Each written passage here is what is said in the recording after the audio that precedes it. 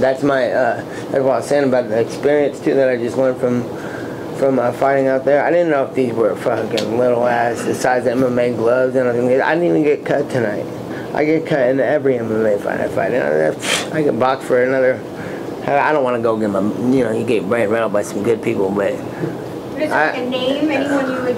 I have nobody now, but I'm sure I'm gonna go home and hear criticism and see people fights and see. I'm gonna see all kinds of shit. So next week, get back to me. I'm sure I'm gonna have a list full of motherfuckers' asses to whip. Straight ahead the flat. Right over here, Nate. Right? Nate here in the back. Marcos Diaz, Fighter TV. Hey Nate, how did Jake physically feel in there? Easy to take down, easy to choke. Hey, nah, he did a good job, and he's a fucking athletic, strong dude, and he hits hard and fast. But it ain't nothing I ain't seen before. And I've trained with people I've trained with Mike Russell this camp, and he's the big guy. But these guys can throw down. It's good shit. My follow-up is, did you notice a difference at all, you personally, between the four-hands gloves and the bigger gloves? How did the punches? Yeah, that's what I was saying. I did. It just felt just like sparring gloves. I mean, obviously smaller, but way bigger and different than MMA gloves. I don't like MMA gloves either, though, because I can't land as good as punches, and it doesn't feel as good to land punches. So I like the 8-ounce glove. Chris Belcher, House of Highlights. Jake has been talking about fighting you in the octagon. Would you do that? And if so, how do you think it would go? Yeah, I think I kind of already said that. I think I would fight him, and it's easy to take him down and easy to choke him. He was talking about his wrestling credential the other day on the interview, and I was like, what? How soon would you go about fighting him in the octagon? Is that something you'd want to do soon, or just let it go? I'm not cut. 2, 3, 4 months. I'm ready to rock. After MMA fights, I'm cut to shit. My legs hurt, and I can't walk, and that feels good to be okay. Congratulations, for making it all the way and putting on a great performance. You mentioned, your cuts. Talk about the job that Jacob Stitch-Duran did, throughout the corner. You haven't, really been cut up or, putting the swelling down and keeping you in the fight for one more round.